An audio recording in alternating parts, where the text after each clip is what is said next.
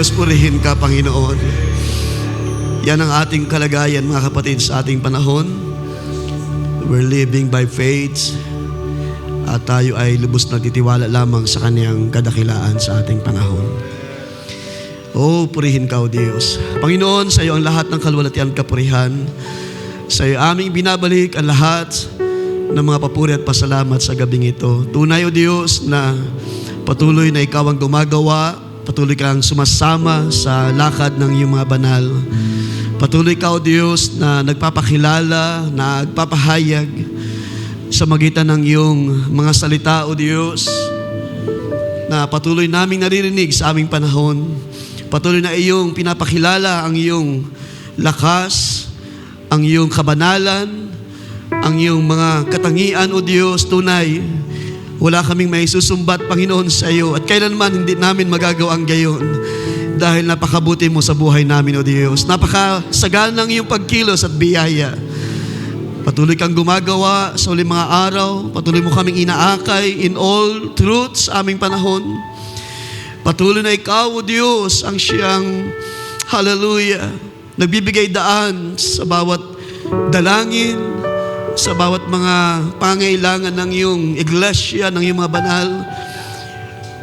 Ikaw ang source ng lahat ng bagay, O Diyos, hallelujah, sa aming panahon.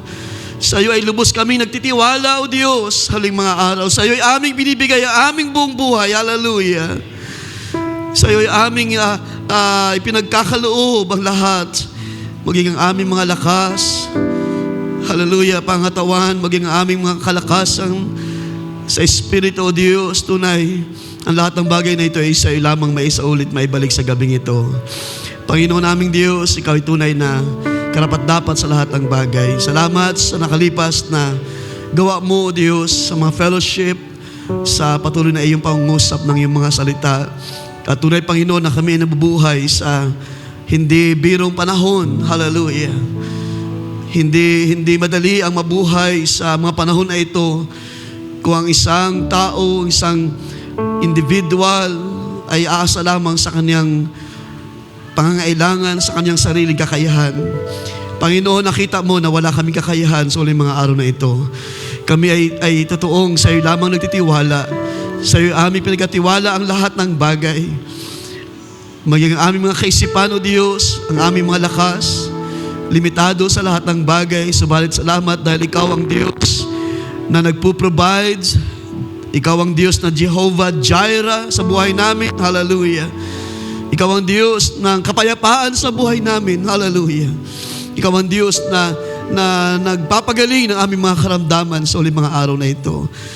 Kaya purihin ka, amang banal. Salamat sa iyong dakilang biyaya sa buhay ng bawat isa.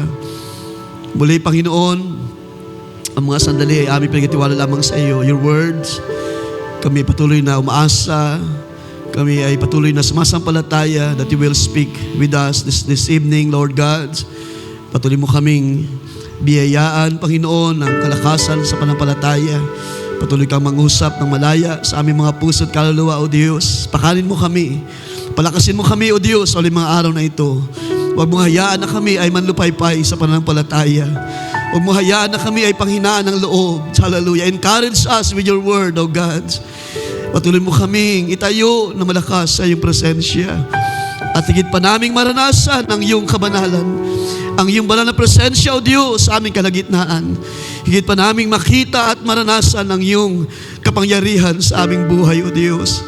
Ang iyong kamay na patuloy na unat na bisig, patuloy na umaabot sa aming mga pangangailangan sa uling mga araw na ito, O Diyos. May you bless our hearts tonight, Lord. Palayan ng bawat isa, maging sila nasa mga tahanan sa mga sandaling ito na maaari naka-tune in, Lord. Bayaang Panginoon, ang gabing ito ay maging daan muli upang aming maranasan ka, makilala ka pa sa buhay namin, O Diyos, at makita pa namin ang iyong plano, ang iyong dakilang plano sa uling mga araw na ito. Give us this day, O God, with your word, with the bread from heaven. Hallelujah. Salita mo, Diyos, ang aming kalakasan. Salita mo ang aming buhay. Ikaw ang aming pagtatagumpay sa uling mga araw na ito. At ang lahat ay bayaang sa iyo lamang maisauli. ang kapurihan at kalwalhatian, pasalamat sa tanging pangalan ng Panginoong Kristo Jesus. Everybody say amen and say amen. Ating palapakan, minsan pa ang ating Panginoon. Can we say praise the Lord? Praise be the name of the Lord. Lahat ay malayo mo na mga kaupo sa mga sandaling ito. Magandang gabi sa ating lahat. Isang biyayang gabi, ating pagbati. Sa ating mga musician, may aking paawit yung aking na-share na song, yung Ancient Word. Okay. So, salamat muli sa pagkakataon na pinahiram ng Diyos sa atin sa gabing ito. At medyo maaga pa, so wala naman nagbigay ng testimonies. Gusto ko lang din magpasalamat sa Panginoon dahil kanina pa ay sobrang sakit din ng aking ulo. At ang Diyos ang magbigay pa ng biyaya ng kalakasan. At makatayo muli sa inyong harapan, alang-alang sa mga salita ng Diyos. Praise God. So, gusto ko lang munang magbigay ng ilang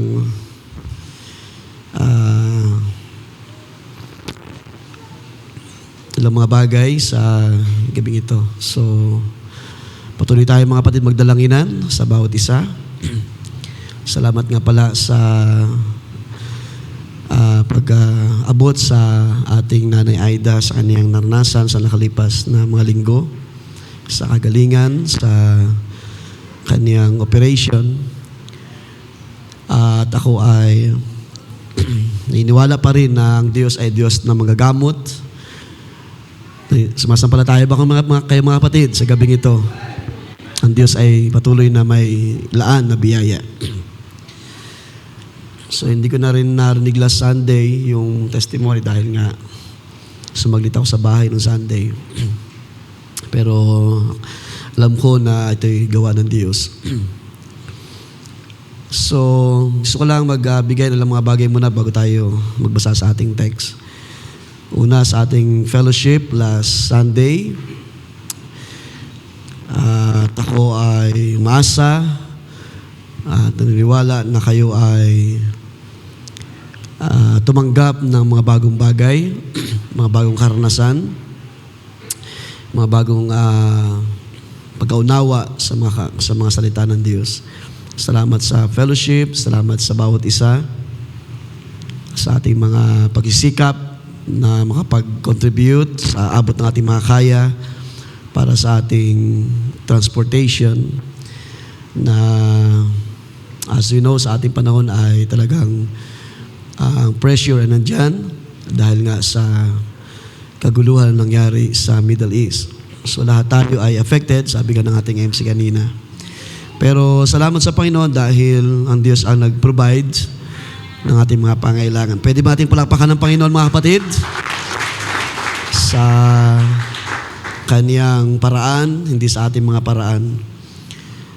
Gayunpaman, ilang mga bagay, medyo nakakalungkot lang, no? Dahil ang ilan ay hindi natin nakasama.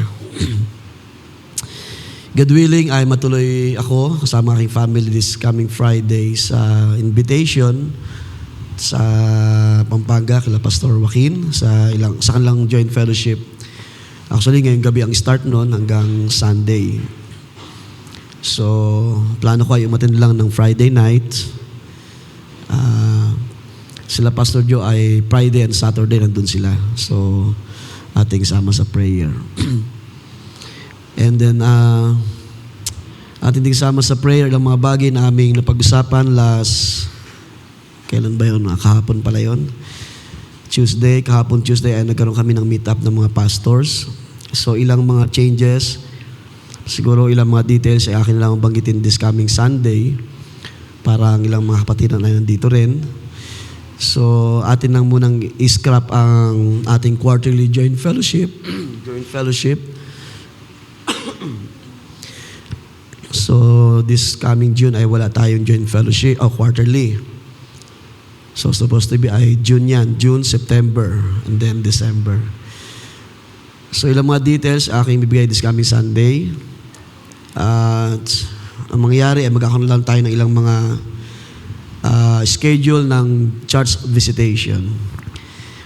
So, every other month or halos monthly, meron tayong church visitation sa bawat churches. At ang isa ring reason yan, mga kapatid, magkakaroon tayo ng parang twice na event na lamang sa kada taon. At yun ay gaganapin natin start this December, 3 days camp meeting, and then ang next na nun ay ang sa buwan ng May, 2 days joint fellowship. So yan ay ating sama sa prayer and then yung mga church visitation. So ilang mga details sa Sunday na lamang aking babanggitin. Kasama sa amin na pag-usapan ang ating pag-raise ng ating offering, love offering for Sister Arlene this coming Sunday. Kung ang iba sa inyo ay alam na, siya ay na sugod nila Pastor Eli sa hospital last week, I think Thursday or Friday. At kaya ng umaga or hapon, itong hapon, after lunch, ay siya ay naka-schedule ng operation. So wala pa akong balita sa ngayon kung ano ang latest. So ating patuloy na sama sa prayer, mga kapatid, ang full recovery or lubos na kagalingan sa Sister Arlene. So hindi na rin biro yung kaniyang kalagayan sa ngayon. So siya nangailangan ng dalangin ng bawat isa. Atin siyang sama-samang idulog sa Diyos sa gabing ito. Medyo lumaki na ang kaniyang bukol sa kaniyang dibdib. Sabi ni Pastor Eli, nasa 2 or 3 kilos. 2 or 3 kilos yung bukol. So, wala tayong ibang pag-asa kundi ang Diyos, mga kapatid. Wala tayong ibang sasaligan ng ating pagkakatiwala at pananampalataya kundi ang Diyos na tumawag sa atin sa ating panahon. So, this coming Sunday ay maglikom tayo ng love offering for Sister Arlene sa kanilang mga pangailan. Actually, 5 churches yan. So, Pastor Joe, Pastor Benji, Pastor Jacob, and Pastor Ed.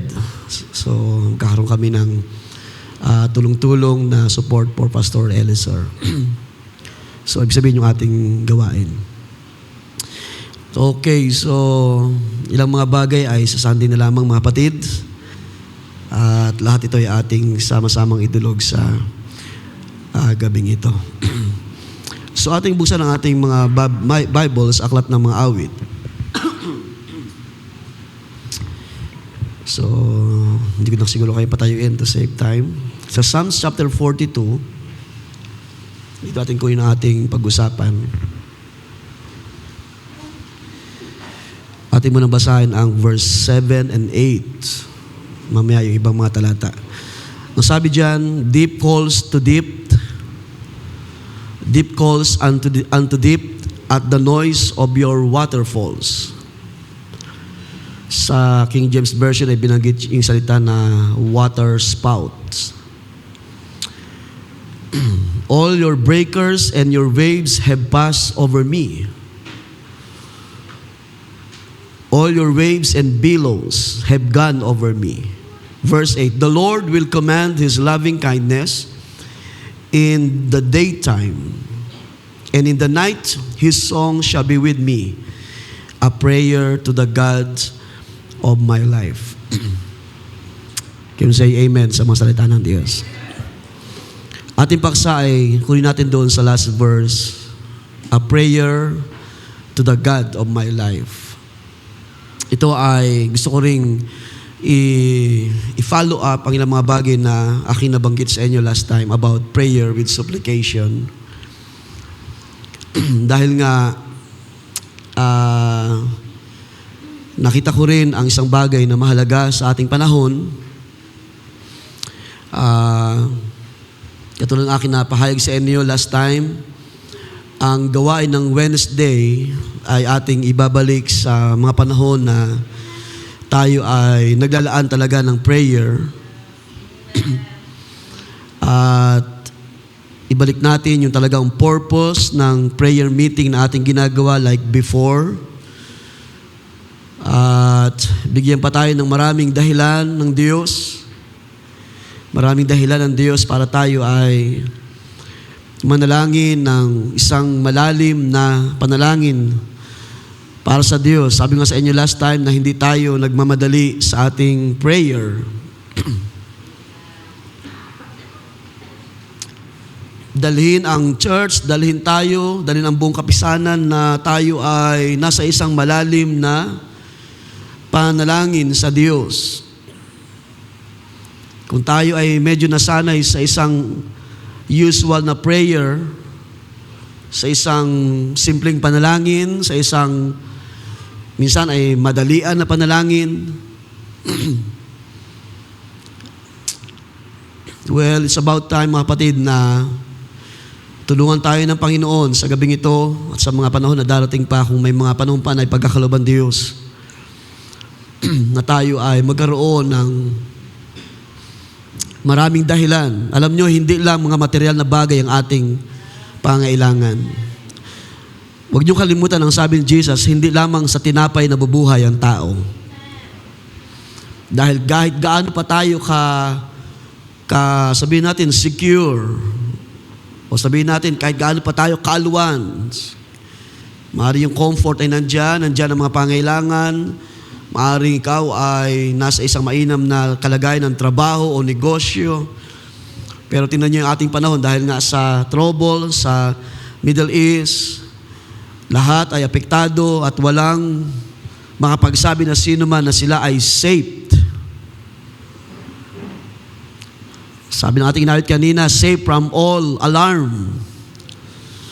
Kayo na lang tayo magkakaroon ng katiyakan sa Diyos. Kung tayo ay nasa Panginoon, tayo ay safe from all alarms.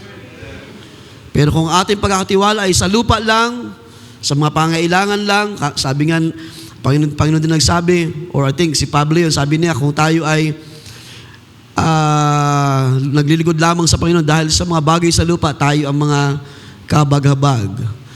Dahil ang mga bagay na temporal ay matapos, pero yung mga bagay na eternal ay hindi matapos. Yan ay manatili magpakailanman, mga kapatid. At yan ang salita ng Diyos na nasa atin. And that's why ako ay nag-advise sa ating mga naunguna sa ating gawain, sa mga pag-awit, na ang gabing ito ay kahit paano ang mga awits ay magbigay daan to prepare us for a prayer, I can say, a prayer like never before. Bigyan pa tayo ng inspirasyon in deep meditation, in a deep calling, yung pagtawag sa Diyos.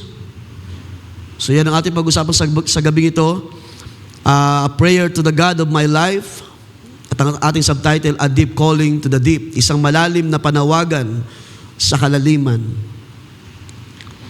Isang malalim na panalangin sa Diyos. So hindi naman natin sinasabi na gagawin nating solemn as na katulad sa ginagawa ng ibang mga gawain na very solemn, na hindi na tayo mag-express ng ating papuri, pasalamat. So hindi naman, mga kapatid.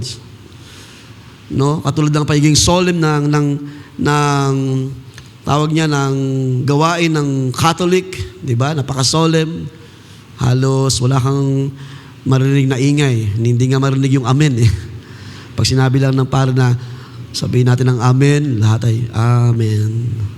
So hindi naman po ganun tayo ka-solemn na wala na tayong kalayaang mag-express kapag tayo ay nakadama ng presensya ng Diyos. Pero ang purpose is para dalhin tayo sa isang mas meaningful, mas may dahilan ng mga paghibik sa Diyos. Isang deep meditation or prayer ay ma-encourage tayo na para sa akin, kung ito hindi pa natin naranasan, ay maranasan natin sa mga panahon na ito. Ang ating mga nauna sa atin noon, ang mga nauna na ng mga mananampalataya ay ganun ang karanasan nila in a deep meditation, in a deep prayer. There are times na mga prayer meetings ay nagdi-dismiss ng gawain 11 p.m. 11 p.m. ng gabi. Because of the anointing and the prayer, yung mga panahon na talagang hindi lang dahil sa mga pangailangan, kundi mayroong malalim na dahilan ng paghibig sa Diyos.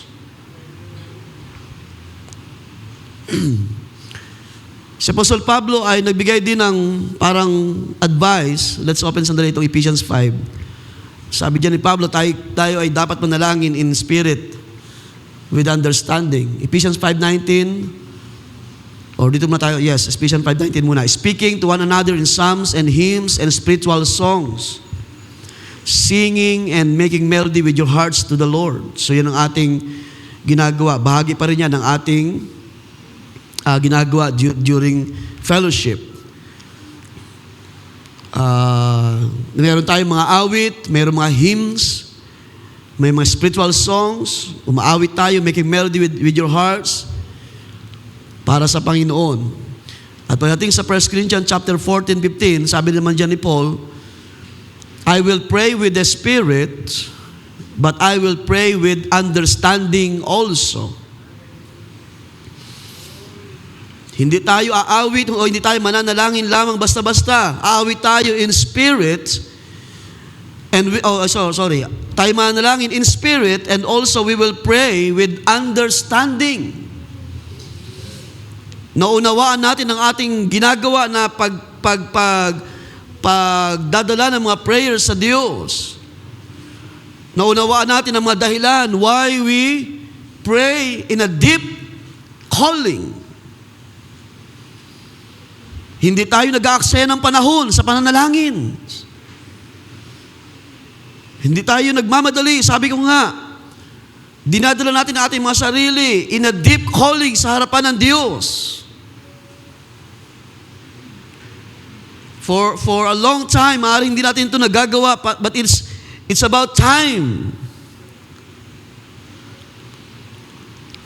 Kahit man tayo mga magulang, mga kabataan, dahil natin ating mga sarili in a prayer, with the Spirit and also with understanding, we will sing with the Spirit, but sabi dyan, I will sing with understanding also. So hindi rin tayo aawit ng basta-basta aawit lang. Hindi tayo aawit ng basta aawit lang tayo because tayo ay na-assign or tayo man ay dahil sa ito yung ating ginagawa na. Pero sino sa atin ang nakakaunawa kapag tayo ay umaawit sa Diyos. Tayo ay naghahandog ng pasalamat, ng papuri, pagdakila sa Diyos. At sino sa atin ang hindi nakaranas ng kadakilaan ng Diyos? Dahil kung tayo nakaranas, tayo ay merong dahilan para mag-express ng pasalamat sa Diyos. Kaya, may bahagi sa akin na nalungkot because supposed to be tayong lahat dapat na nandun sa fellowship. Pero bakit may mga bahagi na hindi tayo, parang wala tayong desire, wala tayong isang malalim na dahilan to go to fellowship, whatever it takes. Sabi nga ni Paul, because I know whom I have believed. Kailan ba tayo pinagkulang ng Diyos? Kailan ka ba pinagkulang ng Diyos sa iyong pangailangan? Wala sa atin dito makapagsabi na tayo pinagkulang ng Diyos. Sa anumang paraan, laging may kaparaanan ang Diyos sa ating mga pangangailangan. Maraming siyang daan. He has 1,000 ways. More than 1,000 ways.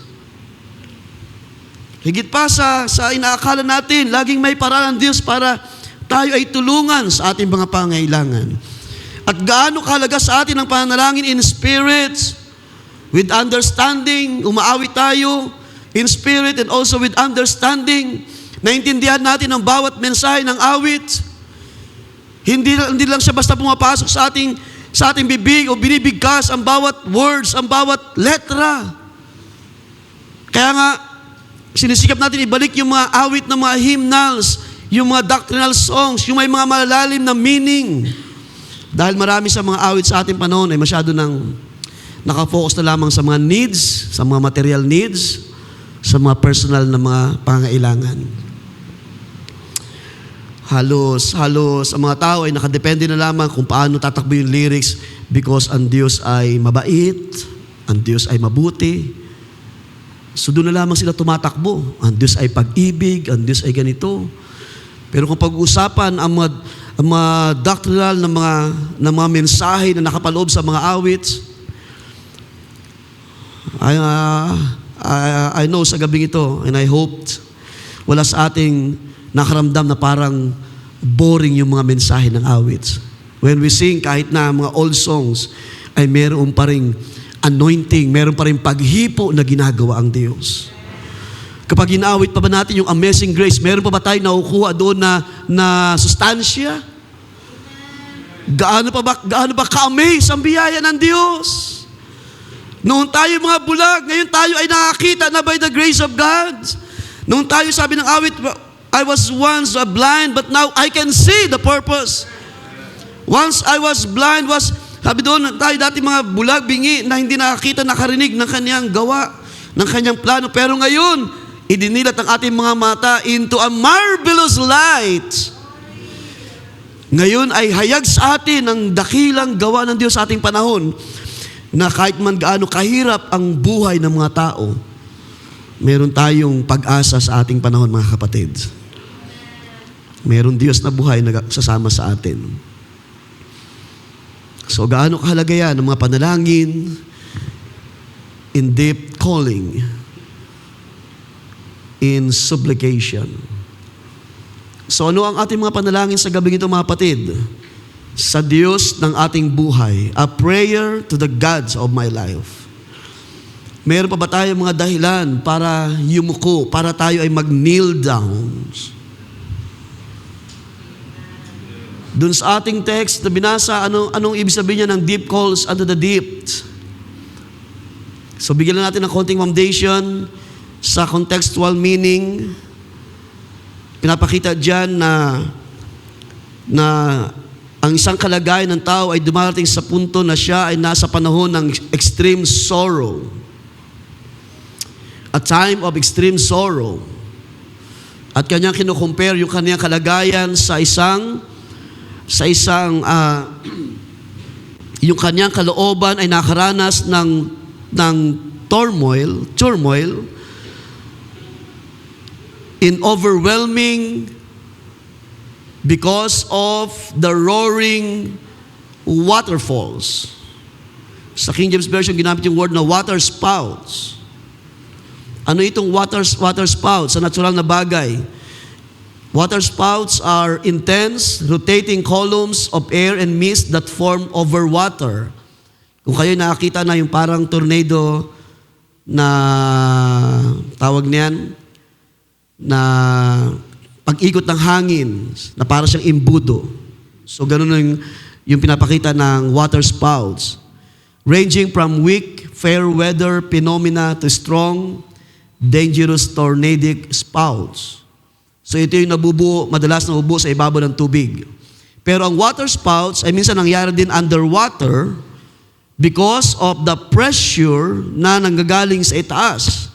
So usually kapag pag may waterfalls, pag yung dami ng tubig na bumabagsak sa ibaba, ay nagkakaroon din sa ilalim ng tubig na tinatawag na water spouts. So habang nahuhulog yung tubig doon sa ibaba, of course doon sa tubig din, alam naman siguro natin yung waterfalls, no? Kapag nahuhulog yung malakas at maraming tubig doon sa ibabang bahagi ng waterfalls, ay nagkakaroon na tinatawag din na water spouts or pagbuo ng isang parang malaipo-ipong tubig doon sa ilalim at naglalagay ng pressure, ng isang mabigat na pressure doon sa ilalim na bahagi. At alam nyo, kapag kayo ay nadala ron sa ganong part, hindi nyo kakayanin yung pressure, kayo ay madadala beneath. At kaya nga marami rin nalulunod, namamatay kapag hindi biro ang agos ng tubig, lalo na sa mga ilog.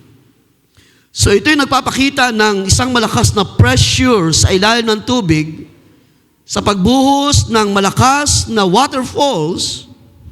So doon nalitulad yung binasa natin, sabi doon, deep calls to the deep in the roar of your waterfalls.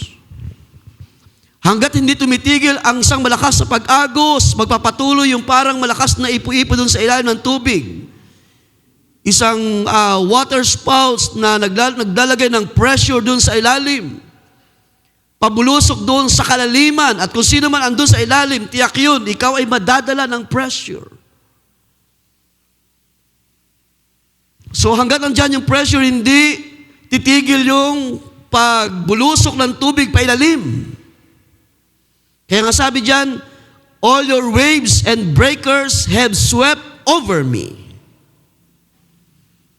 Sa natural na bagay, kapag minsan nasa ko rin yan, sa mga panahon na kami minsan naliligo sa mga ilog, pag may mga waterfalls na maliliit lang, one time nung kami na summer, maalala ni Jobit doon sa pinsan niya, ay naligo kami sa isang waterfalls, na maliit lang naman yun, pero may part doon na pwede kang mag-stay sa ilalim ng bahagi ng waterfalls. So makikita mo yung tubig dyan sa harap mo, nalalaglag. So nung tinry ko na pumunta doon, nung ako ay lalabas na, naramdaman ko yung agos ng tubig. Talagang dinala rin ako sa ilalim. Pero dahil sa hindi naman malakas yung agos ng waterfall, ay nakayanan pa rin. Pero kapag malakas ang pag-agos, ay merong mabubuo na talagang pressure doon sa ilalim na parang umiikot at yun yung magdadala sa'yo pailalim. So dito, ganyan dinidescribe ang deep calls to deep. At ito ay nagsisignifies ng malalim na longing, isang malalim na pagkauhaw sa isang malalim na paghahanap sa isang bagay. Deep calls to the deep ay nagpapakilala ng isang malalim na desire sa isang bagay na hinahanap ng tao.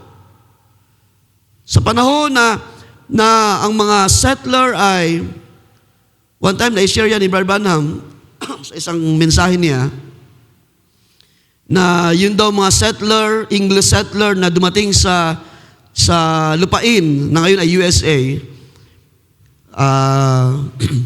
Ngayon ang lugar niya ay sa Massachusetts. So meron tinatawag ng mga English settler na nagland sa lugar na yan sa taong 1620. At doon ay nakita nila yung mga Indians na sumasamba sa mga Diyos, sa mga iba't ibang Diyos-Diyosan. So they worshiping sa isang bagay na kanilang kinikilala na Diyos. At yun ay, sabi ng Bible, yun ay nagpapakita ng isang malalim na desire. So i-quote ko lang, sabi niya, they were worshiping images. So tinawag pa nga niya na kanilang mga forefathers, yung mga pilgrims sa panahon na yun. Sabi niya, they were worshiping images. Why? Sabi niya, because, sabi niya, I found the little mud idols and they worship. Sabi niya, sila ay sumasamba doon sa mga idols na yun, sprinkled in blood. So kung ano naman itsura nun ay hindi na na-describe ni Brother Branham. Pero ang sabi niya, because they are human beings. There's something in them that tells them there's a creator. So meron doon sa kaloob-looban nila naghahanap at naniniwala na meron dyan, somewhere, merong creator, merong Diyos na manlilika ng mga bagay. And they were longing for that creator. So ganoon ang kalagayan ng isang tao na naghahanap ng isang bagay na para sa kanya ay mabuti o makabuti para sa kanya. At alam natin, by the grace of God, ganoon din ang ating karanasan na tayo ay tumanggap sa Diyos. Sino sa inyo nakaranas na dumaan tayo sa isang malalim na desire o pagkauhaw sa biyaya ng Diyos? Pagkauhaw sa Diyos na tagapagligtas ng ating buhay. At nung tayo ay lumapit sa Diyos, nung tayo ay tumanggap sa Panginoon, eventually tayo ay nag-decide to be baptized at na-express sa atin ang mga bagay na pangako ng Diyos sa kanyang mga salita. Ngayon tayo ay bahagi ng mga bagay na gawa ng Diyos sa magitan ng kanyang mga salita. At sa magitan ng kanyang pagpapahayag ng wisdom, ng karunungan ng Diyos, ng pagliligtas, kung sino siya sa buhay natin, ay naranasan natin ang maraming bagay na nagdala sa atin sa pagkilala. Ibig sabihin, na-meet ang ating desire, yung ating paghahanap sa Diyos na ito na ating tagapagligtas. So it speaks of about a deep longing. Yung salita na deep calls unto the deep, speak about a deep longing or a deep desire, which I believe, mga kapatid, na ang ating mga puso sometimes kailangan nating maranasan ang isang malalim na pagtawag sa Diyos. Sabi nga sa inyo kanina, maaaring tayo nasanay sa mga simpleng panalangin or minsan ay walang halos laman ng mga panalangin. Sometimes nakapokus lang tayo sa pasalamat sa mga material na pangailangan. Pero sino sa atin ang dinadala tayo ng Diyos by His truth? Dahil yung nga sinabi ni Jesus na sa mga panahon na ito, ang Diyos ay naghahanap ng mga mananamba sa Kanya in spirit and in truth. At kapag ang Diyos ay nangungusap in truth, meron tayong naranasan na pagtugon sa salita ng Diyos, of course, by responding sa salita ng Diyos, by believing. Meron pa ba tayo ba ay sumasampalataya pa rin sa bawat salita ng Diyos na ating naririnig sa mga pangaral? So that's how we respond. Meron tayong pagkilala, meron tayong tawag niyan, meron tayong tugon. So ipinapahayag natin yung ating kagalakan sa magitan ng mga salita ng Diyos. Subalit kung pag-uusapan ang calls unto the deep o deep calls unto the deep, ito ay magdadala sa atin sa isang mas malalim na pagtawag sa Diyos. At sabi nga sa inyo kanina, kung hindi pa natin ito naranasan, I believe we must experience or kailangan natin maranasan ang deep longing. Hindi lamang sa paghingi ng biyaya ng mga material na bagay, kundi minsan kailangan natin maranasan yung malalim na dahilan. Ano ang iyong dahilan why you are praying, kung bakit ikaw nanalangin o humihibig sa Diyos? Because minsan kung madali ang mga karanasan or masyado tayo minsan parang komportable, there's no reason in deep calling. Pero kapag tayo ay nasa mas mabigat na karanasan, di ba, doon lang tayo nagkakaroon ng reason. Pero maging malalim o maging mabigat man o hindi mabigat na karanasan, kailangan natin maranasan lagi yung deep calling. Dahil hindi lang ito tumutukoy sa mga pangailangan sa lupa, ito'y kailangan natin para tayo ay, ang ating mga kaluluwa ay makaabot sa mga bagay na gustong gawin ng Diyos sa ating kalagitnaan. It's more than about material things na ating mga pangailangan sa mga panahon na ito. Ang higit natin kailangan ay ang pagkilos ng Espiritu at kapangyarihan ng Diyos sa ating kalagitnaan. Pagkilos ng salita ng Diyos, pag-akay, pagpapahayag ng kanyang sarili sa mas malalim na pagkaunawa ng pananampalataya na ating tinanggap sa ating panahon. Because kung ating naunawaan, mga kapatid, hindi ito katulad ng mga nalalaman natin ng mga gawain o fellowship, katulad ng mga denominasyon sa ating panahon na kaunti na lang ang panahon nila to hear the word, mas maraming awitan, mas maraming mga entertainments, napakaisip na lang ng kanilang pakikinig ng mga pangaral.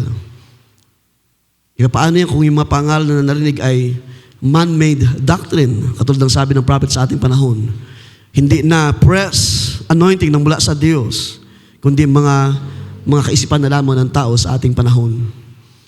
So sometimes kailangan nating maranasan yung ganung uri ng prayer with supplication. Balikan ko lang yung kaisipan ng water spout. Ang water spouts ay nangyari from time to time So nangyayari ito sa natural na bagay base sa condition ng season or temperature. Ang water spouts ay, so balikan ko lang yung meaning, no? Rotating columns of air and mist that form over water typically caused by warm and humid air rising from the water's surface, cooling and condensing into a cumulus cloud. So merong kinalaman yung tinatawag na warm and humid air. Yung warm and humid air, ito yung dahilan ng paglitaw ng water spouts. So nagbibigay ito ng dahilan para i-drive or lumika ng water spouts sa ibabaw ng tubig.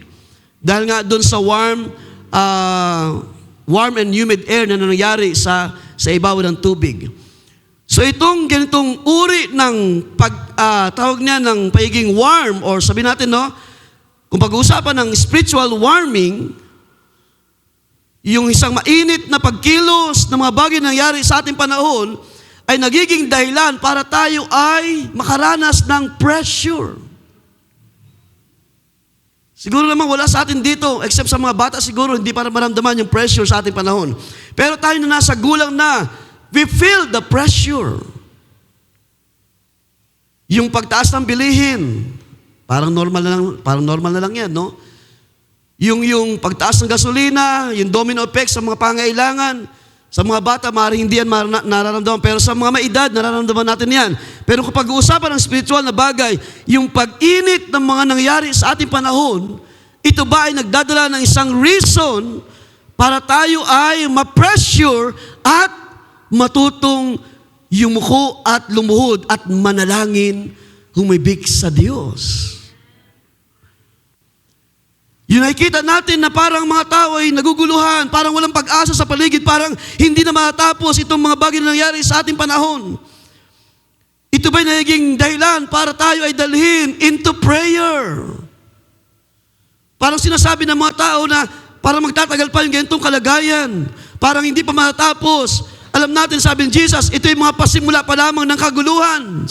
Sabi niya, Mari, hindi pa ito yung dulo o hindi pa ito yung kawakasan, pero ito yung pasimula ng mga kaguluhan. At tayo na habang nandito pa nag-aantay sa Panginoon, tayo ay nakaranas or affected ng mga bagay na ito.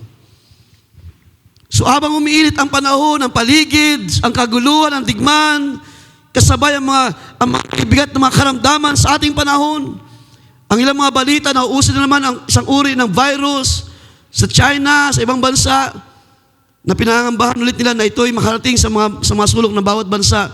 So paano natin tinitingnan ang mga bagay na ito? Ito'y nagdadala sa atin dapat ng isang malaking dahilan para tayo ay humibig sa Diyos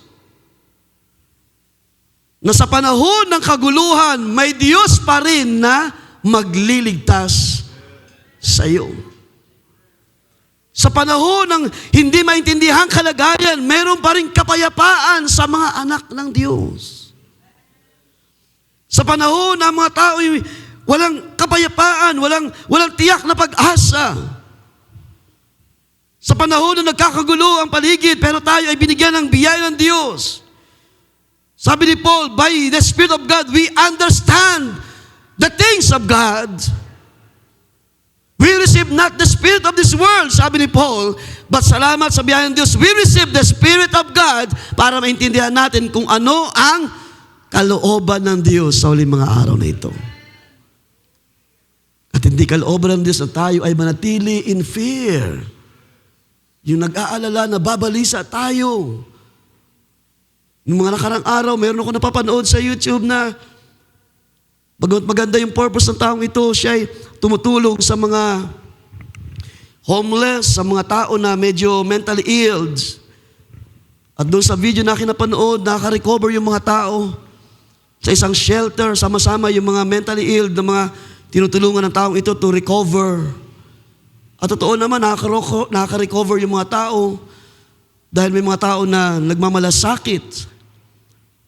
Pero ito'y realidad na nangyari sa ating panahon. Kapag walang Diyos, kapag walang Kristo sa ating buhay, maaaring tayo isang araw matulad sa mga tao na walang pag-asa. Palakad-lakad sa labas, walang katiyakan ng buhay, walang Diyos na umaakay, walang kahit mamahal sa buhay, wala na. Kung tayo'y walang tinanggap na biyaya sa Diyos, maaaring tayo ay natulad sa mga taong ito. Pero sino sa gabi ito nagpasalamat? Salamat sa iyong biyaya, Panginoon. Salamat sa iyong pagtawag, O Diyos. Salamat sa iyong kamay na kumuha sa akin in a miry clay. Hallelujah! Mula sa iyong kalagayan na, Aba, ikaw ay ibinangon ng Diyos sa mga panahon na ito. At ngayon tayo bahagi sa Kanyang plano sa uling mga araw. So ito ba nagdadala sa atin sa isang tinatawag na deep calling. Dahil sa mga nangyayari sa ating panahon, sa ating paligid. Dalahin ko sa gabi ito, maging dahilan ito para ang church, ang iglesia, tayong lahat ay magkaroon ng isang puso, ng isang malalim na paghibik sa Diyos. Mag-provide pa ang Panginoon ng pangailangan ng bawat isa. Huwag tayong mapigilan ng mga pangailangan sa ating mga paglilingkod sa Diyos. Hindi ang mga material na bagay ang magdidikta ng ating paglilingkod sa Diyos. Hindi tayo naparito dahil tayo ay mayroong mga pangailangan na tinanggap. Even without material things, we must serve. Hallelujah! We must give our life sa Diyos. Dahil subok na ang Diyos na tayo kahit walang-wala, may provided way pa rin ang Diyos. Katulad sa bayan ng Israel na sila ay patawid sa lupa, sa dagat na pula. There's no way. They thought that there's no way out. Wala nang pupuntahan dahil nasa likod nila mga kaaway, ang mga Egyptians. But there's God in heaven na mayroong paraan lagi. Hallelujah! Ang Diyos ang naghawi ng dagat na pula upang ang bayan ay makatawid. Meron pa palang provision, meron pang paraanan sa Diyos. Amen po bang mga kapatid? Sa lahat ng bagay, meron pa palang kaparaanan ng Diyos kung tayo ay magkakaroon lamang ng tamang puso ng paglapit, paghibik sa Diyos. So I pray na ito'y ating dalhin sa gabing ito. So hindi pa natin naranasan yung bagay na ito, dalahin ko. Dalhin tayo ng Diyos sa isang deep calling. Sabi sa verse 7 natin balikan, kalaliman ay tumatawag sa kalaliman. Sa hugong ng iyong mga baha. So habang nabubuo yung water spout sa ilalim ng tubig, habang bumubuhos ang malakas na agos, there is a depth doon sa ilalim. At ang sabi diyan, lahat ng iyong alon at iyong malaking alon ay nagsitabon sa akin. So ito'y nagpapakilala ng pressure. At ito'y nagdadala sa iyo sa isang malalim na kalagayan. Itong mga pressure sa ating panahon, yung mga pangailangan. Bakit ko sinabi na hindi ang mga pangailangan ang magdidikta ng iyong paglilingkod sa Diyos? Because sometimes, kapag tayo walang-wala na, doon tayo nakakaisip na para ang hirap pumaroon sa fellowship. Because ang nakikita mo ay ang kawalan sa pangailangan. So ikaw ay nadidiktahan ng mga material na bagay sa lupa, ng mga temporal things. Pero para sa akin, niniwala ko hindi ito dapat mag-dictate ng ating panampalataya. Ang sabi ng panampalataya, sabi ni Pablo, ito ay kapanatagan ng mga bagay na hindi mo nakikita. At kapag nandiyan ang panampalataya, sisibol ang deep calling. Kapag dumating ang mga pressure, alam mo kung ano yung dapat mong gawin sa Diyos, sa harapan ng Diyos. Ikaw ay hihibik sa harapan ng Diyos. Ipapakilala mo ang iyong malalim na pangangailangan. So, hindi lang material na mga bagay. So, instead na tayo ay tumalikod or lumihis sa ating mga decision, dalahin ko na itong Itong mga alon na ito, itong mga malaking alon na mga pressure sa ating panahon, na sabi diyan, tumatabon sa atin. Dinadala tayo sa mas malalim na pressure ng mga pangailangan. Hindi ba ito yung tamang panahon para tayo ay humibik sa Diyos? Hindi ba dapat ito yung panahon na dapat tayo ay manalangin?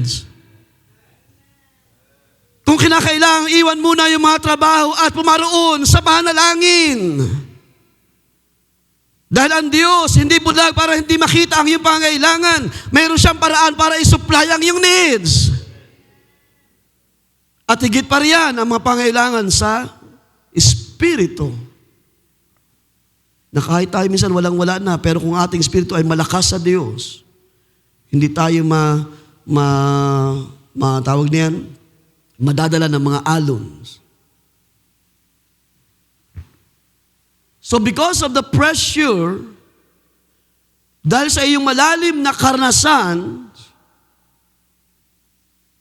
kaya nga, maaaring ito rin ang reason ba't hindi tayo nanalangin in deep calling because wala tayong naranasan na pressure.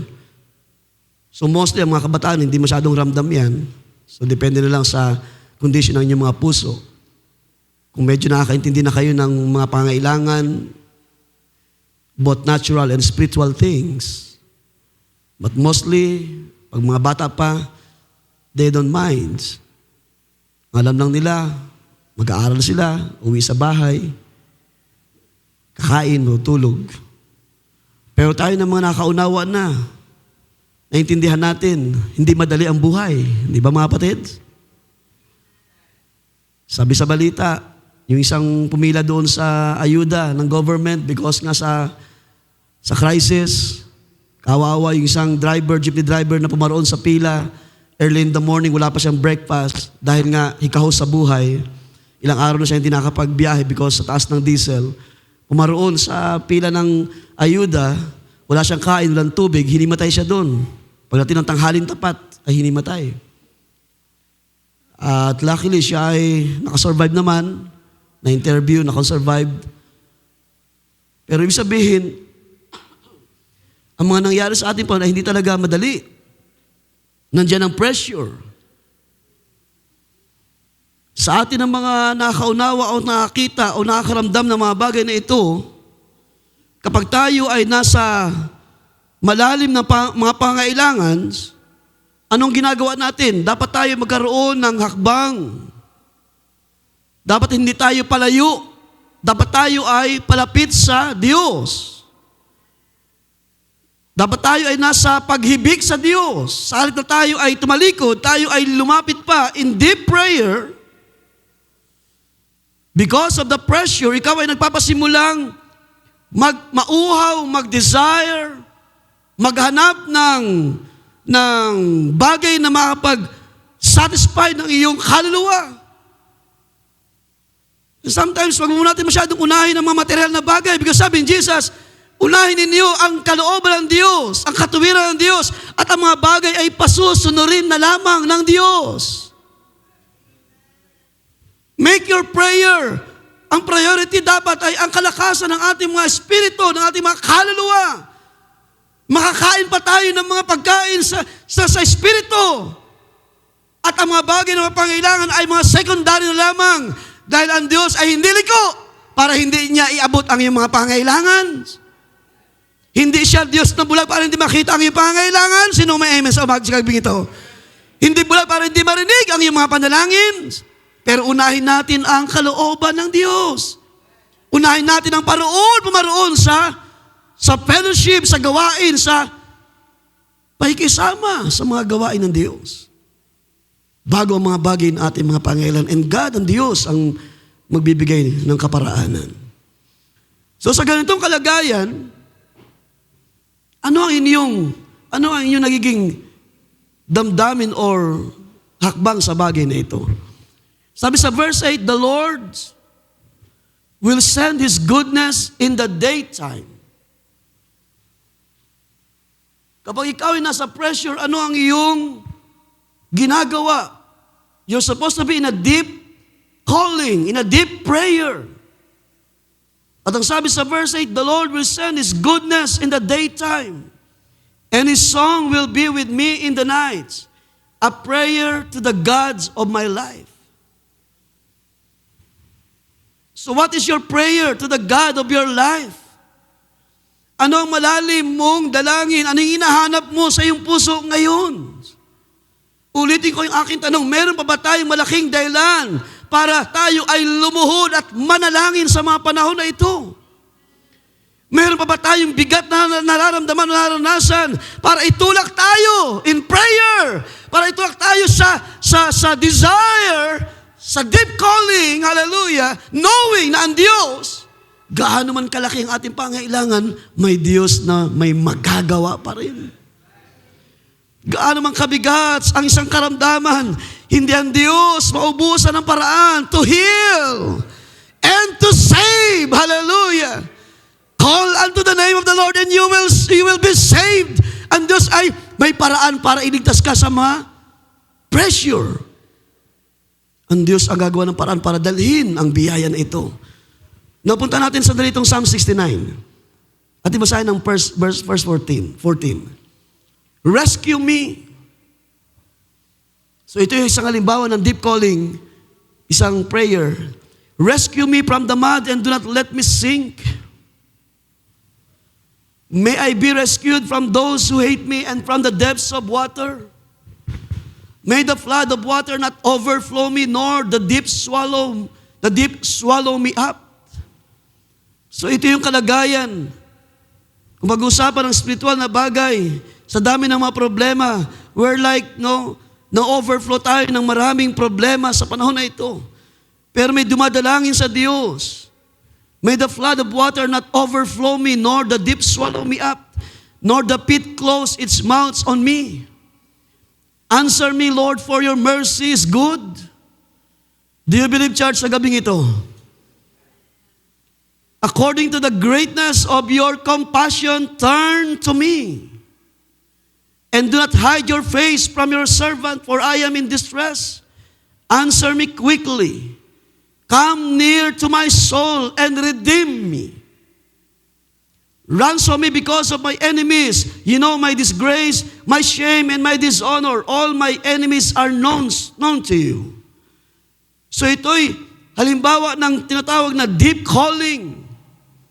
Ikaw ay naghahanap ng kaligtasan dahil sa mga bagay ng pressure na nagpapalubog sa iyo, nag-overflow sa buhay ng mga tao sa ating panahon. Ikaw ay naghahanap ng rescuer sa buhay mo. Hallelujah. At dalangin ko sa gabing ito, wag nawa tayo ma-overflow ng mga problema. Wag nawa tayo ma-overtake ng mga pangailangan sa lupa. Ang dalangin ko, ibangon pa ng Diyos ang iglesia sa mga panahon na ito. Ibangon pa ang inyong pananampalataya. Ang Diyos natin sa dahon ito ay Diyos na buhay. Hallelujah. Ang Diyos ay Diyos na may kapangyarihan sa kanyang salita para gawin ang kanyang pangako para sa bawat isa. Para pangyarihin ang Diyos. Ang kanyang sinabi kay Pablo that my grace is sufficient. My word is sufficient. We are now in a deep calling. Sa gabing ito, may dahilan para tayo ay manalangin because of the pressure na nangyari sa buong sanlibutan. And let God rescue us sa ating panahon. At ang Diyos ay nagsabi, God will send His goodness. Ang Diyos ay may magagawa para sa iyo. Ang Diyos ay tutugon sa iyong malalim na desire. Hallelujah. So what is meant by a deep calling? The deep calls unto the deep. So it's about calling to the Lord. It's about praying in a deep supplication. Lamentations chapter 3, let's read verse 3. Sabi diyan, they have silenced me in the pit and have thrown stones on me. So these are trials, speaks of troubles na nangyari sa buhay ng bawat lingkod ng Diyos. Sabi diyan, waters flowed over my head. I said, I am cut off. At alam nyo, minsan sa panahon na ito, kung tayo ay hindi talaga tutulungan ng Diyos, we will be cut off. Or tayo ay maaaring mahulog in the pit. Pero sabi diyan, I called on your name. Meron pa ba tayong puso ngayon na handang tumawag sa Diyos? I called on your name, Lord, out of the lowest pits. You have heard my voice. Salamat, my Diyos, pa rin na dumidinig. Hallelujah. You have heard my voice. Do not cover your ear from my plea for relief, from my cry for help. The waters is the world. It's like the world, sanlibutan, na nag-overflow sa buhay ng mga marami sa ating panahon. At dahil tayo ay nandito pa sa ibaba ng lupa, we're pilgrims. Sabi nga ng inawit natin minsan, we're just passing by. Tayo ay mga manlalakbay sa lupang ito. Hindi natin alam kung saan tayo. Of course, alam natin na tayo sa Diyos, patungo sa Panginoon, pero tayo ay naglalakbay. At not knowing kung ano yung mga bagay na mangyari ahead while we are waiting sa pagbabalik ng Panginoon. Pero habang tayo nakakaranas ng mga pressure along the road, along this journey, meron tayong dahilan para tayo ay manalangin. Meron tayong dahilan para tumawag sa Diyos. Dahil ang Diyos ay dumirinig. Hallelujah! Meron tayong dahilan para lumapit sa Panginoon. Tumawag sa Kanyang pangalan. Hallelujah! At ang sabi diyan, the Lord will hear. You have heard my voice. Sabi diyan, ang buong sanlibutan na nag-overflows. Ang kaguluhan sa buong sanlibutan na nag-overflows. Pero kapag tayo ay dumalangin, when we cry out sa Diyos, salamat sa gabing ito, my Diyos, na handa pa rin tumugon sa ating mga panalangin. Salamat sa Diyos na mayroon pa rin nakikinig sa atin. Hallelujah. Hindi man tayo marinig ng government sa ating mga pangailangan dahil kahit man ang government ay kapos, walang magagawa. Hindi na kaya i-supply ang lahat ng mga pangailangan. Limitado ang mga resources. In fact, ang ating bansa, isa sa bansa na mahirap, third world country, isa sa bansa na nangailangan ng tawag niya, ng support ng mga bansa. Sabi sa isang memes na nakita ko, sabi ni Trump, parang pabiro na sinasabi sa mga bansa, find your own ways to get the oil. Find your own oil. Sige, maghanap kayo ng, kumbaga ay hanapin nyo, magkanya-kanya tayong paghahanap ng supply ng ating mga pangailangan. Paano ang bansa, paano tayo magpapatuloy kung tayo ay kulang sa mga resources? 90% tayo ay umaasa pa rin sa crude oil na magagaling sa ibang bansa. Bagamat sinasabi nila na ang Pilipinas ay mayaman sa energy, sa mga resources. Pero dahil nga sa corruption, so alam natin, mahaba ng history. Marami ng mga bagay na hindi naging maayos sa ating bansa. So ang bansa na ito ay totoong nasa maraming mga pangailangan. So paano tayo makapagpatuloy? Paano yung mga tao na umaasa sa government? Pero sa gabing ito, ang ating pag-asa ay sa Diyos. Di ba? Ang ating pananampalataya ay nakakapit, naka-anchor sa mga pangako ng Diyos. Amen po ba, mga kapatid? Na ang Diyos ay supplier, na ang Diyos ay rescuer ng ating buhay, siyang ating Savior, siyang ating kagalakan, hallelujah! At sa kanyang presensya, sabi ni David, there is fullness of joy. Sa labas ng salita ay puro kaguluhan. Sa buong sanlibutan ay puro kawalan ng katiyakan. Pero sa loob ng mga pangako ng Diyos, sa kanyang salita, sa tuwing tayo ay paparoon sa isang deep calling, meron tayong pag-asa na may Diyos na tutugon sa ating mga pangailangan. Pwede natin palapakan ng Panginoon, mga kapatid. Ang sabi sa verse 8, the Lord will send His goodness. So, alright, ang ating oras ay 8. So, meron pa akong enough time. Sabi niya, the Lord will send His goodness in the daytime and His song. So, ano makikita natin sa verse 8? Ito yung tugon ng Diyos sa iyong malalim na pagkauhaw. Paano tumutugon ang Diyos? Ang Diyos ay nagpapadala ng kagandahang loob. Paano ang Diyos tumutugon? Ang Diyos ay nagpapadala ng Kanyang saganang biyaya, nagpapadala ng ating mga pangangailangan. Dahil kinikilala mo siya na siya'y hari ng iyong buhay. Ganyan ba ang ating pagkakilala sa ating Diyos? He is our King. Siya ang Diyos na may control. Siya ang Diyos na nagmamayari ng ating mga buhay, ng ating kaluluwa. He redeemed us mula sa kalagayan na may pagkamababa. Ngayon tayo ay ibinabangon ng biyaya ng Diyos, ng kanyang kapangyarihan, ng kanyang salita.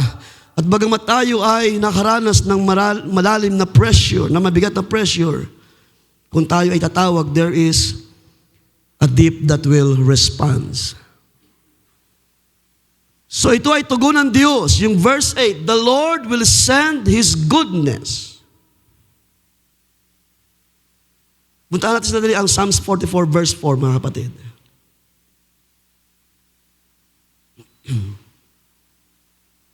Ang sabi dito, you are my King, O God. Command victories for Jacob. Ang Diyos na hari ng ating buhay ay meron siyang authority to command. Kayo ba sumasampalataya, mga kapatid, sa gabi ito? As a king, meron siyang authority to command. Katulad sa panahon nangyari sa panahon ni Joseph. Of course, siya ay kanang kamay ng Pharaoh. Pero mula doon sa Pharaoh, sa hari, binigyan siya ng authority para ayusin ang Egypt sa mga panahon na yon na nakaranas ng 7 years drought. So alam natin yung story. At nasa kaharian ang decision para iayos ang rasyon ng mga pagkain, i-delegate ang mga pangailangan sa mga bansa na pumaparoon sa Egypt sa mga panahon na yon. At nung pumunta roon yung kanyang mga kapatid, as we know, sila ay tumanggap din ng blessing, ng biyaya from the authority na meron si Joseph.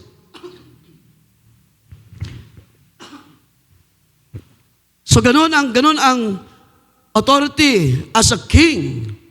Meron siyang command, meron siyang authority to command. Ang sabi diyan, you are my King, O God, command victories for Jacob. Through you, we will push back our adversary. Kaya ng hari na ito na kanyang itaboy, palayo ang mga kaaway.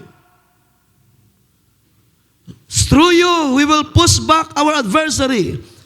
Through your name, we will trample down those who rise up against us.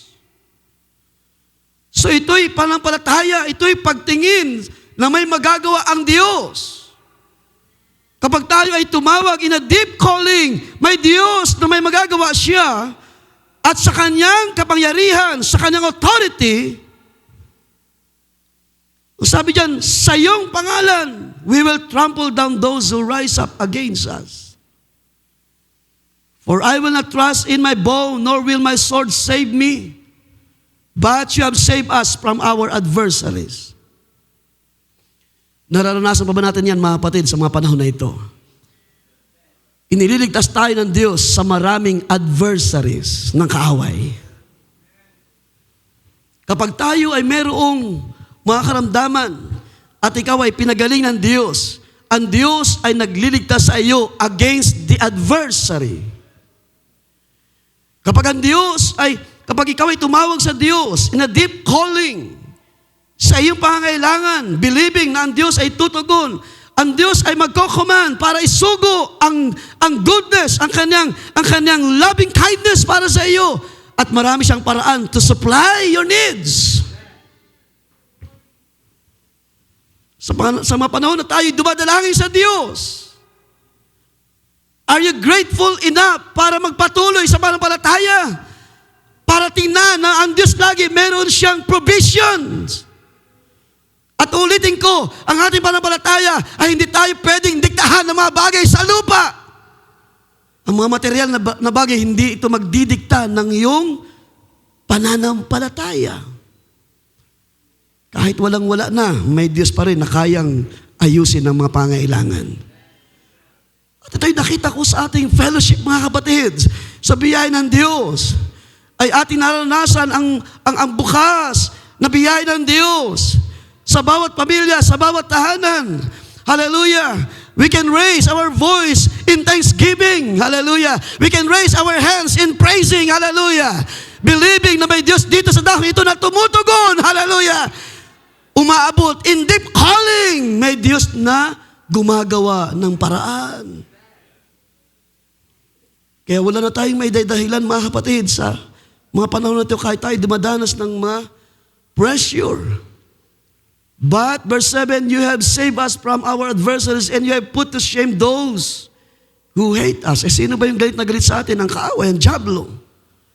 Galit na galit sa mga anak ng Diyos na mapagtagumpay. In God, we have boasted all day long, and we will give thanks to your name forever. Hallelujah. Magpapatuloy tayo in thanksgiving. Magpapatuloy tayong sisigaw, purihin ang Diyos ng ating mga buhay. Purihin ang Diyos na provider ng gawain na ito, ng ministry na ito. Purihin ang Diyos na gumagawa in a supernatural way. Behind our back, behind our minds. Hindi natin alam kung paano ang Diyos kumikilos, kung paano siya nagpo-provide ng pangailangan ng iglesia na ito. At kapag tayo ay may tama na pagkaunawa lamang, makikita natin, ang Diyos ang nag-aayos ng ating mga pangailangan. Then why? Bakit tayo mag-i-step back? Bakit tayo tatalikod? Bakit tayo mapipigilan ng maraming pressure sa ating panahon? At nasasayang ang mga araw, ang mga fellowship, ang mga pagkakataon na tayo ay nagsasama-sama sa mga gawain ng Diyos. Anong sabi sa ating binasa? You are my King. Kanino ba tayo tumatawag sa gabing ito? Sa ating deep calling. Sanayin mo yung sarili, tumawag sa Diyos, you are my God. Sa maraming mga pressure, ako'y natawag sa akin Diyos, sa Diyos ng buhay ko, ako'y mananalangin.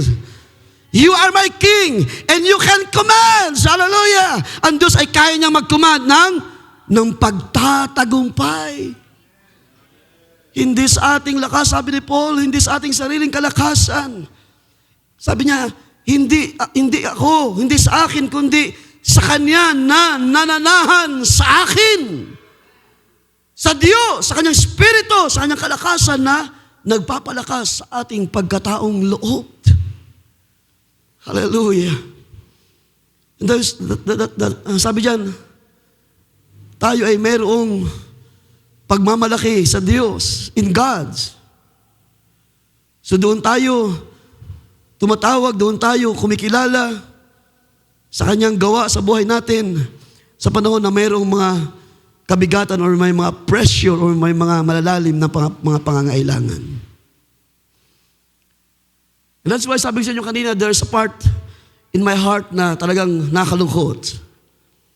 Because minsan hindi natin naunawaan, dumadalangin tayo sa Diyos, humihibig tayo sa Panginoon as a whole, as a church.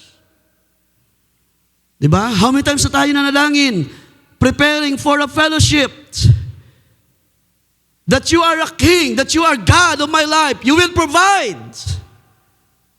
May magagawa ang Diyos sa pangailangan ng fellowship ng gawain na ito. Pero minsan, hindi natin nakikita ang Diyos ay tumutugon. Ang nakikita natin ay ang ating mga kakulangan. Di ba? Dumalangin tayo at ang Diyos ay nag-provide, pero hindi natin nakita, yun na pala yung provision ng Diyos. Ang nakikita natin, wala kasi akong may share, kulang kasi ako. You see?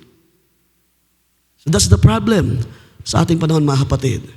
Pero kung tayo ay mayroong tama na paglapit sa Diyos, katulad ng ating pinag-uusapan sa gabing ito, sa panahon ng pressure, kaya ang sabi sa inyo kanina, kung hindi pa natin ito naranasan, dalangin ko na maranasan natin sa mga panahon na ito. Sa panahon ng malalim na pressure, kapag nandyan yung warm and humid air ng mga pressure na naging reason ng mga water spouts para ikaw ay ilubog sa kalaliman. Pero mula doon sa kalaliman, meron sa loob mo tumatawag, you are my God, you are my King. At ang Diyos, hallelujah, nakakarinig ng ating mga dalangin mula doon sa kalaliman. Church, I tell you, gaano man ang pressure, Like Paul and Silas sa loob ng kulungan, being pressured by the condition of being thrown in the deep, doon sa kaloob-looban ng kulungan, with matching of chains. Gaano ka-pressure yung panahon na yun na sila ay napabilang doon sa mga kawatan, sa mga nagkasala sa batas kaya ikinulong. Pero sila ay nandun because of the word of truth. Pero dahil sila ay mga mananampalataya at kilala nila ang Diyos na tumawag sa buhay nila, even in a pressure, even doon sa chains of pressure, hallelujah. Anong ginawa ng mga taong ito? Sila ay tumawag sa Diyos. Sila ay nagpuri, umawit, nanalangin, sumamba pa rin sa Diyos, and there is God who answers. Ng isang malaking himala, or sabihin natin malaking bagay, supernatural na bagay na ginawa ng Diyos by breaking all the chains and by tawag niyan, nagkaroon ng isang earthquake doon sa paligid. At sino mag-aakala with all those chains, nasabihin natin na talagang pinatibay para hindi makatakas yung mga tao. Pero nang dumating ang presensya ng Diyos, ang shaking, hindi lang si Paul ang pinalaya, maging yung mga prisoner, as we know the story, ay nabusan ng kanilang mga bilangguan, nakalabas sila, including Paul and Silas. So paano mga kapatid, sa ilang mga sandali, paano nangyayari itong deep calling? Kinuha ko lang, sinamantala ko lang yung time dahil kanina wala naman nag-testimony. So I have more time hanggang 8:45. So paano nangyari itong deep calling? Habang ating tinatalakay mula kanina, dalahin ko na tayo dinadala ng Diyos in this kind of prayer. Kahit gaano kalit ang yung panalangin ngayon, dalhin mo yan in a deep calling. Dalhin mo yan in a deep prayer. Kung kinakailangan mong iiyak sa Panginoon, gaano pa yung mga mabibigat ng mga pangangailangan? Gaano pa yung mga karamdaman na parang tila imposible para sa atin? Kinamusta ko, Pastor Eli, sabi niya, nandun pa rin sila sa hospital since last week pa, nung madala si Sister Arlie, hanggang ngayon, hindi pa sila umuwi ng bahay and they're waiting sa tugon ng Diyos. At kung ano yung proseso na gagawin kay Sister Arlie ay kanya pinagkatiwala sa Panginoon. Sabi ko kay Nanay Mirna, may purpose pa rin ang Diyos kung bakit pinapahintulot ang mga mabibigat na karanasan. And that's why sa atin, kung less ang ating pressure, hindi ako nagtataka na there's no time for us para mag-kneel down at humingi ng malalim na dalangin sa Diyos.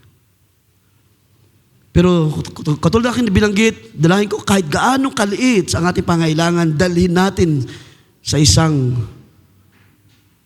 malalim na dahilan in a prayer. Paano nangyari itong deep calling? Saan tayo dinadala ng isang deep calling, yung malalim na pagtawag? Mula doon sa ating text na binasa, basahin natin ng verse 1. Balikan natin ng Psalms 42.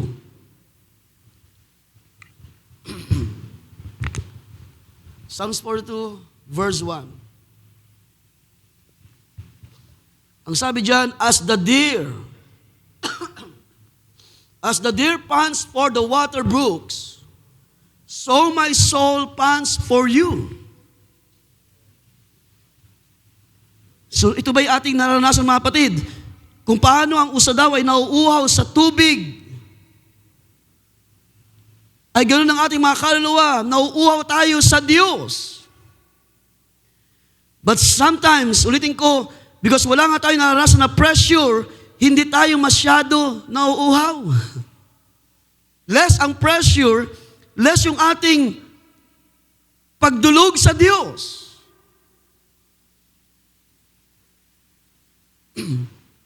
Dahil nga wala tayong masyadong, walang karamdaman, Maayos naman ang kita, maayos ang trabaho.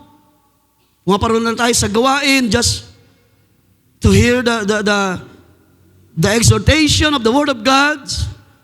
Aawit tayo and then maaring matatouch ang ating mga puso for a while. Manalangin. Salamat Panginoon sa mga blessings. Salamat sa mga katugunan. And that's it. Uwi tayo sa ating mga bahay. Pero katulad ng nabanggit kanina, ang aking dalangin mga kapatid, ibalik ng Diyos ang mga karanasan ng mga pananalangin noon na tayo ay nagkakaroon ng maraming dahilan. Wala man tayo karamdaman, maayos man ang ating kalagayan financially, pero mayroon tayong laging puso na dumadalangin. Have mercy on me, O God! Hallelujah! Palakasin mo pa ako sa pananampalataya, O Diyos! Ikaw ay nasa pagkauhaw sa Diyos. Katulad ng usan na nauuhaw sa tubig, so my soul pants for the God of heaven. Hallelujah! Hindi man sa iyong pangailangan, pero sa iyong kapatid, na alam mo mayroong pangailangan sa, hindi lang sa mga material, kundi pangailangan in spirit and in truth. Yung mga pinagkukulang na in wisdom, yung mga lumalakad na parang hindi na alam ang scripture, na parang pabalik-balik na lamang. Minsan sinasabi natin, masuwayin kasi, or minsan pabaya kasi na mga believer, kahit matagal na sa gawain. So, ibig sabihin, merong minsan tayong ganong tawag niyan, pagtingin sa mga mananampalataya because of the fault or mga weaknesses natin ay kita. Pero sa halip na atin silang tingnan sa ganong bagay na nagkukulang, why not idalangin natin na ang Diyos ay magbuhos ng wisdom at ang church ay palaguin sa pananampalataya at pagkakilala sa kalooban ng Diyos. At yung mga concerns and issues na nag-rise up sa iglesia ay makita pa natin na ito ay ilang sa mga pangangailangan na kailangang idulog sa Diyos. Sa halip na tinan natin as weaknesses, mga bagay na kainaan na paulit-ulit.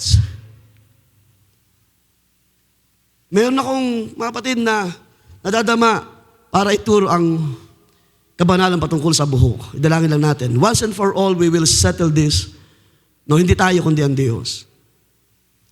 Iba-ibang mga paningin, iba-ibang mga tawag niyan, pagsunod. Bagamat hindi natin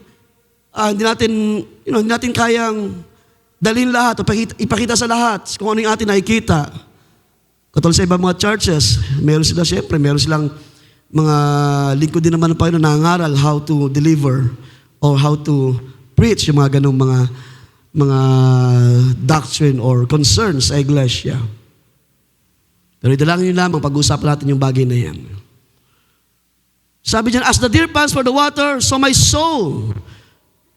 So paano nangyari ang deep calling? Ito ay nagmumula sa kalaliman ng ating mga puso at kaluluwa, longing for the God of our life. Sabi dun sa ating text na binasa sa verse 8, this is my prayer to the God of my life. Anong panalangin ito? Isang malalim na dahilan ng prayer. Katulad ng isang usa na nauuhaw, so my soul. Verse 2, my soul thirsts for God. Meron pa ba tayong pagkauhaw sa Diyos sa gabi ito, mga kapatid? Hindi lamang basta tayo ay na-entertain ng mga awit, ng mga bagay na nangyari sa ating paligid, pero mayroon tayong dahilan para manalangin, para tayo ay mag-deep calling sa Diyos. My soul thirsts for God. Paano nangyari ang deep calling? Ito'y pagkauhaw saan? Kanino? For the living God. My soul thirsts. Hallelujah. Dalahin ko na iparanas pa ng Diyos sa ating kalagitnaan ang part na ito, ang bagay na ito, mga batid. Ito yung deep calls to the deep. Ito yung pagtawag mo sa Diyos ng buhay mo. Hallelujah. It is your deep calling to the living God. Meron kang pananampalataya na ang Diyos na iyong tatawagin ay Diyos na kayang gumawa ng iyong pangailangan. Diyos na kayang magpadala ng kanyang kabutihan para sa iyo. Hallelujah. Diyos na kayang magpagaling ng mga karamdaman. Diyos na kayang magpalaya sa iyo kapag ikaw ay nasa chains of all troubles sa panahon na ito. Ganun dumating ang deep calling sa atin mga kapatid. It is a thirst for the living God. Pagkauhaw sa Diyos na buhay, sa Diyos na may-ari ng langit at lupa. Hallelujah. Sa Diyos na nagmamay-ari ng ating mga kaluluwa. Sa Diyos na nagbigay sa iyo ng total security. Nang sabihin ni Jesus, na walang sino man makakaagaw na sa aking mga kamay. Walang sino man ang sabi ni Paul, na sa biyaya ng Diyos, ginawa tayo more than conquerors. Kung may mga tao sa ibang lupa na nakilala natin, naging mananagumpay, ikaw ay higit pa sa mga taong ito na nagtagumpay. Hallelujah! Ang iyong tinanggap ay mga kayamanan ng Diyos. At sa panahon na ikaw ay nasa malalim na pressure, you will surely know by faith, ang Diyos ay tutugon sa iyo sa panahon na ikaw ay nasa malalim na kalagayan. Tingnan niyo mga kapatid, even Job. Si Job is in deep calling sa buhay niya. Job 23 verse 3, sabi niya, that I knew how to find Him, that I might come to His home. So ang tinutukoy niya ay ang Diyos, ang buhay na Diyos, sa Kanyang presensya. Oh, that I knew how to find Him. But when we begin to pray in a deep calling, iniwala ko mga kapatid na may Diyos na magpapakilala how you will find Him. At katulad ng ating mga karanasan na, we will find Him in His Word. Siya ay nasa Kanyang mga salita. Katulad ng ating narinig sa ating fellowship, ang Diyos ay totoong tapat hanggang sa dulo ng ating pananampalataya. That I might come to His home. Sino pa sa atin ang mayroong ganong dalangin? Being pressure sa mga bagay sa lupa. Mayroon na tayong desire ngayon that I might come to His home, to His presence. Bigyan pa tayo ng malalim na desire, dalangin pa natin. Kakaiba mga kapatid, kung ating maranasan ang presensya ng Diyos, hindi ito katulad, sabi ni Jesus, I will give peace unto you. Hindi ito kapayapaan na ibinibigay katulad na ibinibigay ng sanlibutan. Kung ang kagalakan ng sanlibutan ang nasa inyo, sabi nga ng ating pangaral na Sunday, mapapagod tayo sa paglilingkod sa Diyos. Pero kung ang kagalakan ng Diyos ang nasa atin, hindi tayo magpapagal sa paglakad sa pananampalataya. Anong gagawin natin? Magpapatuloy tayo. Hindi dapat natin maramdaman yung pahigi minsan parang self-pity sa ating sarili. Na kung tayo man ay walang nagagawa o wala tayong nag-contribute. It doesn't matter. Dahil ang sabi ni Paul, ang Diyos pa nga ay higit na nagmamalasakit sa mga nangangailangan sa iglesia. At ang Diyos ay may paraan. He provides everything sa ating pangailangan sa ministry. Dapat yun ang ating makita. No? Rather than makita natin ang ating mga kulang pa sa bahagi ng gawain ng Diyos. Ibig sabihin, mayroong laging paraan ng Diyos, mayroong ang Diyos na tugon lagi sa ating mga pangailangan. Punta natin ng 1 Thessalonians chapter 1. Basahin natin ng verse 1 Thessalonians chapter 1.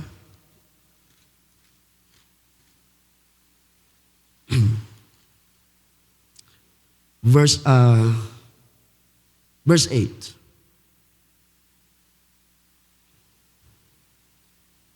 First Thessalonians chapter 1.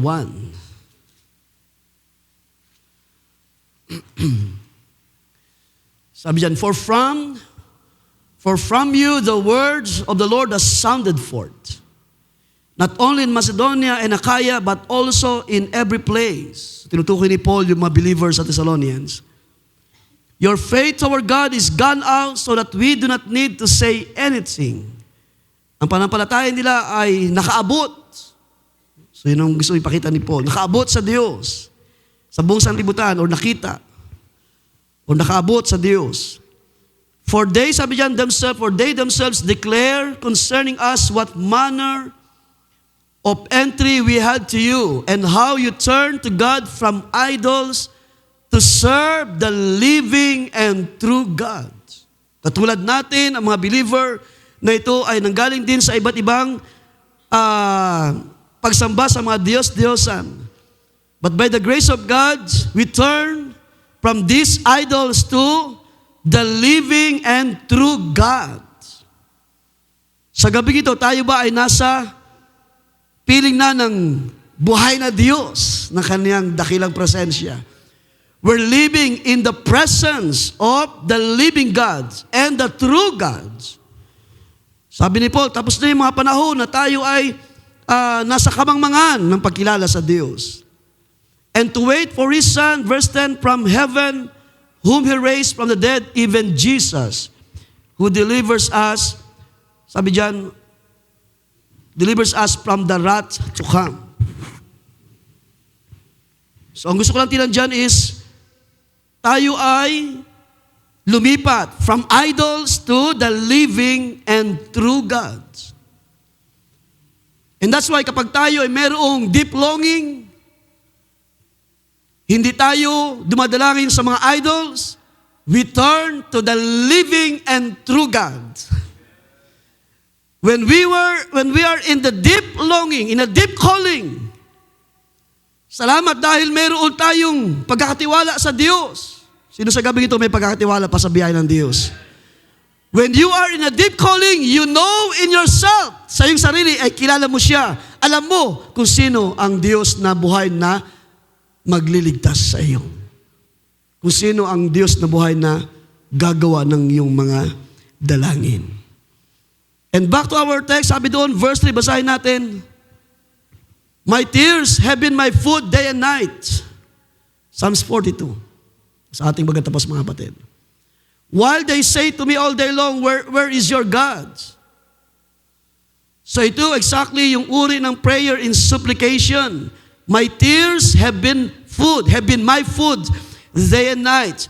Yung pleading na ginagawa mo sa Diyos ay parang tulad sa ito yung mga pagluha mo, parang tulad sa yung pagkain araw-araw. Ibig sabihin, ito yung longing na meron ka sa Diyos. You have tears like a food for day and night. Verse 5, why are you in despair, my soul? Mga kapatid, totoong nakaka-pressure ang ating panahon. Pero ang sabi diyan, bakit ka malulumbay o kaluluwa ko? Why are you in despair? Why are you restless within me? Sabi diyan, wait for God, for I will again praise Him for the help of His presence, my God. Kapag tayo ay nasa deep calling, anong ginagawa natin? Tayo ay dumadalangin sa living God, sa living and true God ng buhay natin. And even in despair, there's no reason para tumigil sa paghibig sa Diyos or paghingi ng tulong sa Diyos. Yung dapat na panahon na ikaw ay nagmo-move on, gumagawa ka ng paraan para ikaw ay mag-desire sa iyong kaluluwa, sa pangailangan ng iyong kaluluwa. Why are you despair, O my soul? Dalangin ko sa gabing ito, wala sa ating cast down. At kung meron man, hindi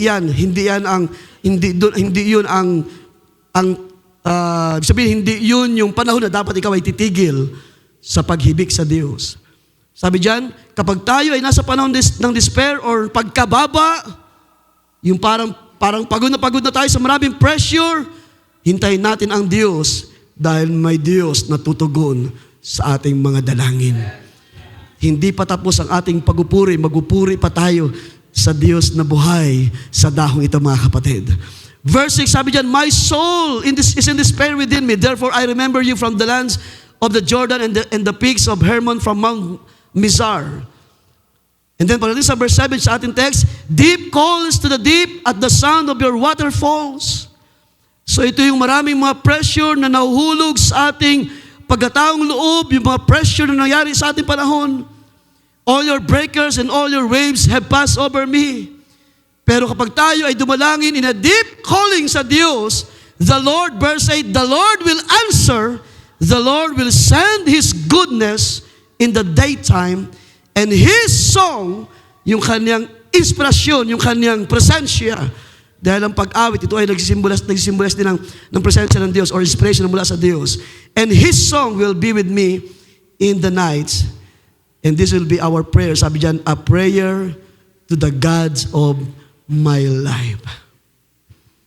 Bakit tayo magpapatali sa mga kalumbayan? Sabi ko sa isang brother, wala ka na bang pananampalataya? Mga kapatid, wala na ba kayong pananampalataya?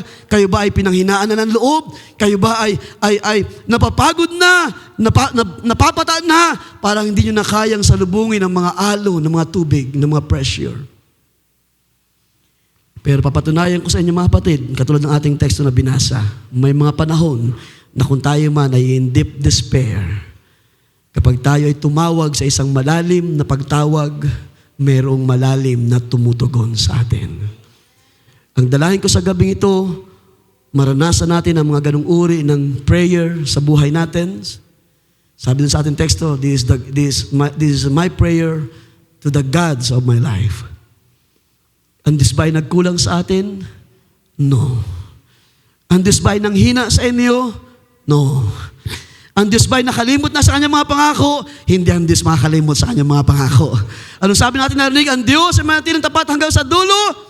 Bagamat sabi ng salita ng Diyos, kailangan din nating manatiling magtapat sa harapan ng Diyos sa kanyang mga salita.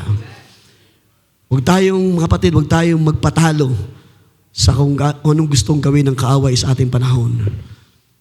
Totoo, sabi ko nga sa inyo kanina, totoo ang pressure, totoo ang mga kabigatan, totoo ang mga karamdaman na hindi biro ay reality, nangyayari sa buhay ng ating mga mahal sa buhay, minsan sa ating sarili mismo.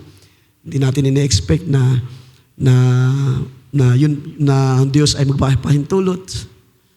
Pero sino sa atin ang dumadalangin ngayon? No? Huwag na yung mga dalangin na Panginoon, salamat po, salamat sa trabaho, salamat sa negosyo, salamat sa aking mga anak. And that's it. It's about time to pray.